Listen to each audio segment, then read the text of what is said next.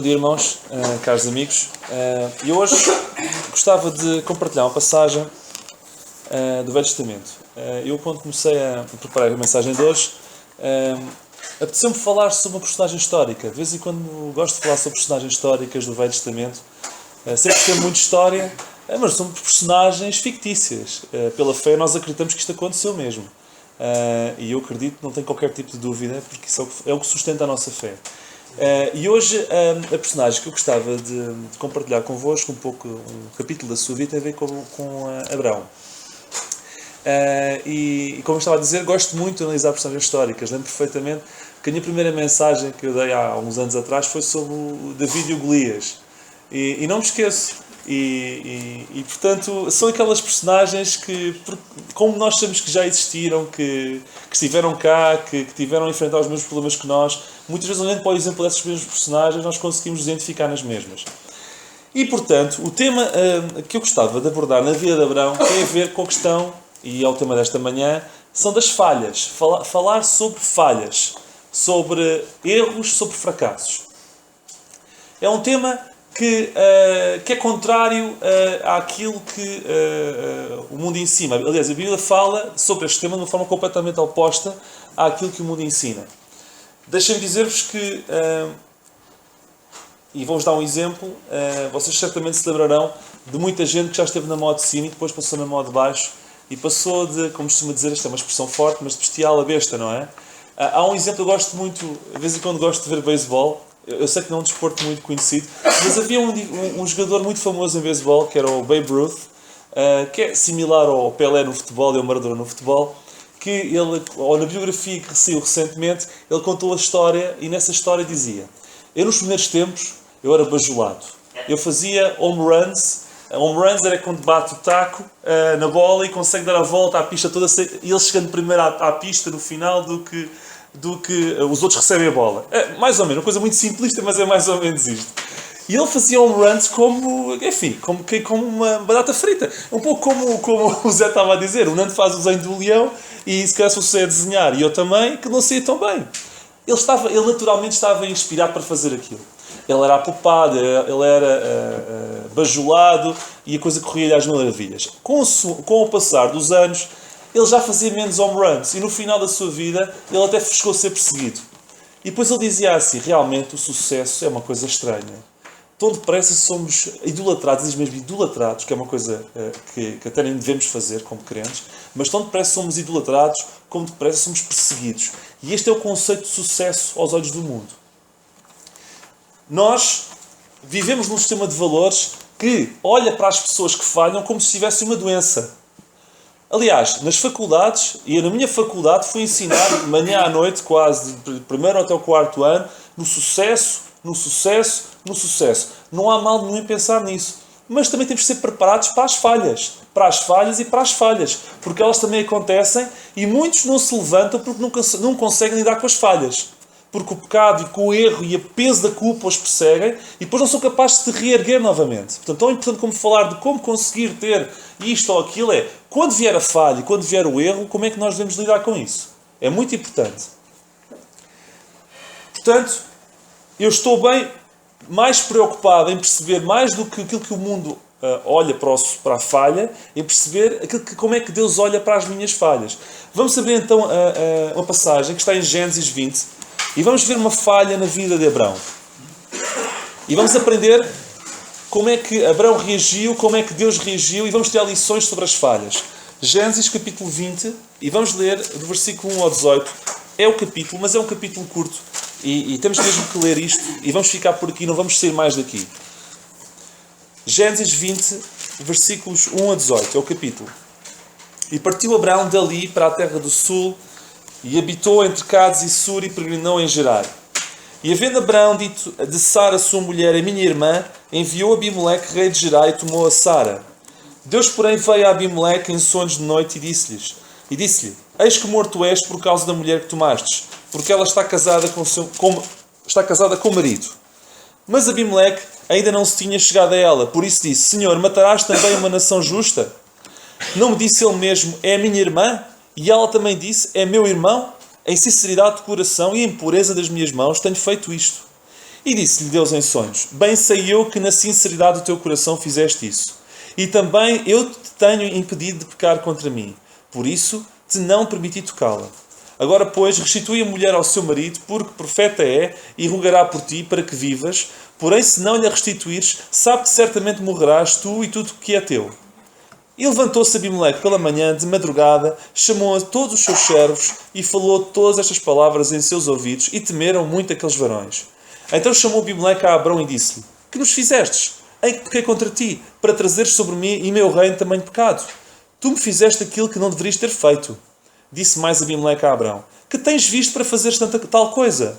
E disse Abrão: porque eu dizia comigo, certamente não há temor de Deus neste lugar, e eles me matarão por amor da minha mulher. E na verdade é ela também minha irmã, filha de meu pai, mas não filha da minha mãe, e veio a ser minha mulher. E aconteceu que, fazendo-me Deus sair errante da casa do meu pai, eu lhe disse: seja esta a graça que me farás em todo o lugar onde viermos. Diz de mim: é meu irmão. Então tomou Abimeleque ovelhas e vacas e servos e servas e deu a Abrão, e restituiu-lhe a Sara, sua mulher. E disse Abimeleque: eis que a minha terra está diante da tua face, habita onde bom for aos teus olhos. E a Sara disse: vejo que tenho dado a teu irmão 1000 moedas de prata, eis que ele te seja por véu dos olhos, para que todos os que contigo estão, e até para com todos os outros, e estás advertida. E orou Abrão a Deus, e sarou a Deus Abimeleque e a sua mulher e as suas servas, de maneira que tiveram filhos, porque o Senhor havia fechado totalmente todas as madres da casa de Abimeleque, por causa de Sara, mulher de Abrão. Vemos aqui uma passagem que, no fundo, é uma passagem, quase uma cópia, do que aconteceu uns anos antes, quando Abrão desceu ao Egito. Está em Gênesis 10 e em Gênesis 12, quando quiserem poderão consultar. É quase uma cópia. Ou seja, Abrão saiu de onde estava, saiu dos limites da terra prometida. Há quem diga que Gerar estava praticamente na fronteira, ou um pouco depois da fronteira, mas estava nos limites em que era suposto Abrão estar. E Abrão achava, não sei, a Bíblia não explica e não vou fazer conjecturas. Eu não sei porque é que Abrão saiu de onde estava para ir a Gerar. Algum motivo deveria ter. Ele desceu, e o que é facto é que foi a Gerar, e deparou-se com um reino do qual ele tinha medo. Ele diz mesmo: eu tenho medo, e por ter medo, quando porque pelos vistos a Sara era uma mulher bonita, quando se confrontarem, há o risco de te levarem. E geralmente o marido morre. E portanto, tu vais dizer que és minha irmã. E ele, isto é uma meia verdade. Na prática, tu és irmã de meu pai, mas não és irmã da minha mãe. Portanto, há aqui uma meia verdade. No fundo, para acalmar a sua própria consciência. Acontece é que é um erro que ele já tinha cometido. E deu-se mal no Egito. E estava a cometer o mesmo erro agora outra vez. Só um segundo. Esta ocorrência faz de Abrão um repetente. Ou seja, vamos ver aqui, e esta é a história de um erro repetido. E quantos de nós deparamos com erros e falhas que repetimos constantemente? Repetimos uma, repetimos duas. Não, Deus, eu não vou fazer mais isto. Repetimos 3, repetimos 4, repetimos 5. Vamos ver como é que Deus lida até com falhas repetidas. Porque o que está aqui a ser declarado é uma falha repetida. Ok? Todavia, eu tenho boas notícias para vocês. E vou já dizer os 4 títulos da mensagem. E vamos ver um a um. Deus lida de 4 formas com as falhas repetidas. Primeiro, quando falhamos, Ele nos perdoa. Segundo, quando falhamos, Ele nos protege. Terceiro, quando falhamos, Ele nos usa. E finalmente, quando falhamos, Ele nos abençoa. Desde que peçamos perdão a Deus, tudo isto acontece. E vamos ver isto acontecer na vida de Abrão. E a falha dele parece uma falha pequenina, mas vamos ver as consequências que poderia ter tido. A falha dele era gravíssima. Não só por ser repetente, mas pelas consequências duplas, porque já tinha acontecido isso no Egito, que poderia ter acontecido. Antes de avançarmos nestes 4 tópicos, queria-vos, lendo no versículo 1 e no versículo 2, nós lemos que ele habitou entre Cádiz e Sur, peregrinou em Gerar, foi até Gerar, àquela terra, e disse a toda a gente: é a minha irmã, e Abimeleque, sendo irmã, tomou a Sara. É o que lemos no versículo 1 e no versículo 2. Como eu já vos disse, eu não sei porque é que Abrão se deslocou a Gerar, o que é certo é que ele estava lá. As circunstâncias são muito, muito iguais ao que se passou no Egito. E aqui faço um alerta.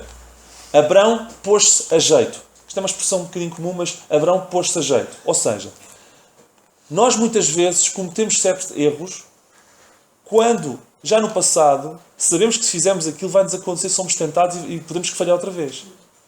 Devemos olhar para o exemplo de Abrão e perceber quando, se formos àquele sítio, ou se fizermos aquela coisa, ou se nos metemos por aquele caminho, como no passado, pusemos a jeito e correu mal, não vale a pena repetir.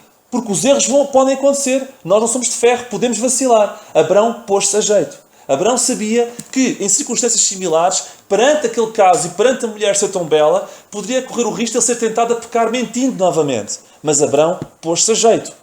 Muitas vezes culpamos as circunstâncias. Tendemos, e mesmo o próprio Abrão mais tarde, justificou-se, mesmo ele. Eu acho que ele estava arrependido, de certeza que estava arrependido. Mas mesmo arranjou uma desculpa. Ele é minha irmã, etc. Mas Abrão pôs-se a jeito. Nós podemos ter as máximas desculpas. Mas se não tivermos cuidado e repetirmos certos erros que fizemos no passado, ok? Se não tivermos esse cuidado, nós pomos a jeito para falharmos novamente. Isso é uma coisa importante que eu queria destacar. Abrão deixou que o medo definisse as suas ações. Mas é estranho, ele não era o pai da fé. É verdade. Irmãos, ninguém é de ferro. Todos somos fracos. E em muitas circunstâncias todos podemos ceder. Mesmo o pai da fé. Mesmo o pai da fé, em muitas circunstâncias pode ter medo. Mesmo o pai da fé, em muitas circunstâncias pode falhar. Quando a falha bater na vossa porta, não deixem que o diabo vos engane achando que vocês são os fracassados. Porque até o pai da fé falhou repetidamente. Isto não deve ser desculpa nós falharmos repetidamente, mas deve ser a força que precisamos para nos levantarmos depressa. Essa é a diferença. O pai da fé também falhou. Todos falham. E todos falham repetidamente. Todos. Reconhecer isto é meio caminho andado, não é para não falhar, porque falhar vamos falhar sempre, até seguir, mas para falharmos menos. Reconhecer isto é meio caminho andado para falharmos menos. Abrão, com esta ira a gerar e com esta mentira, sem se aperceber, colocou em causa uma coisa que era seríssima. Vocês lembram-se da promessa abrâmica a Abrão, que da tua semente serão benditas todas as nações da terra? Agora pergunto-vos, sem Sara, como é que essa promessa ia ser conseguida? Abrão nem pensou. Cometeu esse erro no Egito, estava a cometer esse erro agora outra vez. O diabo é astuto. E o diabo utiliza os nossos pôr-se a jeito para conseguir aniquilar e atingir os seus propósitos. Agora eu pergunto, uma coisa tão simples, é a minha irmã. Promessa out. Estão a ver a gravidade da situação? Podíamos todos nós estar a sofrer com isso, porque nós temos de ser também beneficiados, em parte, por esta promessa. Estão a ver a amplitude do erro de Abrão? Isso explica também porque é que Deus reagiu de seguida como reagiu. Porque estava em causa a manutenção de uma promessa abrâmica. Isto era muito, muito, muito grave. E muitas vezes nós achamos, é uma coisa sem importância. Isto não tem importância nenhuma. E nem nos damos conta, porque não somos Deus. E nem temos que saber as coisas que não temos direito a saber. A gravidade e as consequências de uma ação pequena, de uma pequena mentira. Esta pequena mentira podia pôr em causa toda a promessa que tinha sido feita a Abrão. Pequenas mentiras. Pequenos erros. Então, quando falhamos, Ele nos perdoa. Sabem, não está aqui nenhum versículo a dizer Deus perdoou a Abrão. Mas Deus mostra nas suas ações que de facto o perdoou. Por exemplo, nós vemos e já lemos que Deus abençoou no final com bens materiais, através de Abimeleque. Deus protegeu. Abrão achava que ia passar um mau bocado e afinal de contas não lhe aconteceu nada. Se fôssemos nós Deus, ainda bem que não somos, tu falhaste desta forma, tu puseste em risco a promessa abrâmica, anda cá, meu menino. Vai-te acontecer isto, isto, isto, isto, isto. É a justiça, não é? É, tu fazes, levas. Isto é a justiça humana. Mas não é assim que Deus age. Deus tem misericórdia. E vemos que ela se renova todas as manhãs. E que não tem fim. E aplicou isso a Abrão. Por outras palavras, revemos aqui o perdão de Deus. Mas, a seguir, Deus diz a Abimeleque, tu fala com Abrão para ele orar por ti. Uma pessoa que esteja em pecado com Deus, ou a sua oração tem o poder que Abrão tinha, de certeza que Abrão se arrependeu. E Deus perdoou. E vemos que a oração de Abrão curou a família de Abimeleque e todas as mulheres da casa de Abimeleque deixaram de ficar estéreis. Vemos aqui poder na oração. Ok? Portanto, vemos aqui que Deus perdoou a Abrão. O que eu vos quero dizer é, e vamos ver estes 4 tópicos de uma forma muito simples e prática, espero eu. Não deixem, depois de pedir perdão a Deus, que o vosso pecado continue a vos atormentar. Porque se Deus nos perdoa, quem somos nós para ir mexer no pecado? E há muitas vezes, muitos de nós sofremos por estar a remoer o passado. Isto não é prosseguir para o alvo. Isto não é deixar as coisas para trás, ficam para trás, não é? Como Paulo fazia. Paulo, quando dizia isto, também dizia, eu vou deixar os meus erros para trás. Eu vou deixar aquilo que me persegue para trás. E Paulo tinha N coisas, muito mais do que nós, que o perseguia. Ele matou crentes. Ele perseguiu cristãos. E depois falava-lhes eles depois, Ele não podia falar-lhes eles com liberdade se estivesse a pensar sempre no passado, nos erros que cometeu. Se Deus nos perdoa, nós não temos o direito de remexer isso. Esqueçamos isso. Não temos o direito de nos achar fracassados. Somos fracos, mas não somos fracassados. Depois de pedir perdão a Deus, Deus perdoa-nos. Tirem da cabeça que somos fracassados. Eu não estou a dizer que algum de nós pensa nisso, mas volta e meia eu sei que pode acontecer isso. Não somos. Somos fortes pela graça de Deus. Ele diz isso. Mas somos fracos da nossa própria força. É diferente. Mas não somos fracassados depois de pedir perdão. Deus perdoa-nos. Deus perdoa-nos. Mas não só. Deus protege-nos. Há um versículo que diz: Abraão, quando desceu, e a desculpa para a mentira foi: certamente não há temor de Deus neste lugar e eles me matarão por causa da minha mulher. O que é que eu vejo aqui? Medo, sentimento de eu vou para aquele lugar, mas eu vou ficar desprotegido. Eu vou ficar desprotegido. E só vou proteger-me se eu disser a mentira, que é para ficar outra vez protegido. Não só ele não ficou desprotegido, como depois de pecar, continuou a ficar protegido. E é isso que eu quero refletir convosco. Ele pecou e depois de pecar, Deus não lhe deu a falta de proteção. Pelo contrário, continuou a protegê-lo. Depois de pecarmos, e muitas vezes repetidamente, Deus continua-nos a dar proteção. Há uma coisa que as palavras de Abimeleque provam que Abrão estava completamente enganado. Abimeleque, depois de receber a oração, depois do sonho que teve e de ouvir Deus falar, chama os servos de madrugada e diz assim: e falou todas estas palavras em seus ouvidos, e temeram muito aqueles homens. Abrão dizia que eles tinham falta de temor. Mas nós lemos aqui que temeram muito aqueles homens. Mais, então chamou Abimeleque a Abrão e disse: que nos fizestes? Ei, porque contra ti? E depois termina dizendo assim: o que é que tens visto para fazer tal coisa? Oh homem, o que é que eu fiz? Ou o que é que algum do nosso povo fez para tu fazeres um disparate deste? O que é que aconteceu? Quantas e quantas vezes nós cometemos erros a tentar ajudar Deus a resolver a nossa vida, achando que sabemos mais do que Deus. E depois às tantas, aquilo que vai acontecer não tem nada a ver com o que nós esperávamos. Nada. Mas o problema é que já cometemos um erro. É que já fizemos o pecado. Tentámos ajudar Deus. Deus não se ajuda com mentiras. Deus não se ajuda com pecados. Se pensarmos assim: epá, eu para ajudar Deus tenho que fazer uma coisa errada. Não, esta não é a forma de ajudar Deus. Esta não é a forma de me ajudar a mim próprio. E depois somos confrontados com uma vergonha como esta. Abimeleque a dar uma lição de moral ao pai da fé. E com toda a razão. Nós tememos. Essa história que tu achaste que nós não tememos. Nós tememos e tememos muito. De madrugada. Eles encontraram-se de madrugada. E depois a dizer assim: o que é que tu tens visto, ó Abrão, para fazer tal coisa? Solução. Nós vemos aqui que o Senhor, para manter o concerto da promessa, continuou a proteger Abrão. Será que ele merecia? Não. Mas a misericórdia é assim para com Deus e é assim para connosco. Nós, depois de pecarmos, depois de pedirmos perdão, Deus continua a proteger-nos. Agora, eu vou fazer aqui um parênteses. E vou falar num assunto prático. Imaginemos que a nossa vida é um rolo de dívidas. E hoje em dia há muita gente com problemas sérios de dívidas. Estamos em insolvência. Cometemos erros na gestão do nosso dinheiro. Deus protege-nos, é verdade. Mas lembrem-se de David. Nós temos que assumir as consequências dos nossos erros. Ok? Deus não nos protege disso. Deus protege-nos no sentido que está connosco. E protege-nos de coisas bem mais graves que poderiam acontecer. A pergunta que eu faço é, e vocês podem achar assim: estou tramado, na mesma? Vou ter que apanhar sempre por tabela. Não é bem assim. Imaginem dois cenários. O cenário de enfrentar essa crise com a proteção de Deus ou sem a proteção de Deus. As consequências terão sempre que as enfrentar, todos nós. Agora, querem passar pelas consequências sem a proteção de Deus ou com a proteção de Deus? É que nem vale a pena ponderar o contrário. Deus não nos promete que livra das consequências. Deus promete que estará sempre connosco. Deus promete que nos perdoa, como já vimos, e Deus promete que nos protege. E digo-vos uma coisa: passar pelas consequências com a proteção de Deus é infinitamente melhor. Ok? Portanto, há diferença sim. Mas isto só acontece quando nos arrependemos e quando queremos nos reerguer da falha. Mas Ele promete que estará connosco nesses dois aspectos. Mais, Ele promete que nos perdoa, Ele promete que nos protege e Ele promete que nos pode usar. Há um versículo que é o versículo 7 que diz assim: Deus a falar em sonhos a Abimeleque: restitui a mulher ao seu marido, porque profeta é. Eu gosto desta frase, sabe porquê? Porque Deus não disse a Abimeleque: ele é um homem especial, ele é profeta. E há outra tradução que diz: homem de Deus.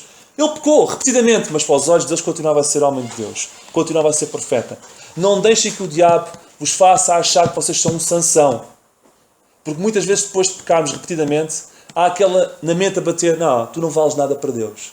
Tu deixaste de ser aquilo que eras. Não. Nós temos o mesmo potencial. Não deixem que o pecado vos deite abaixo desse modo.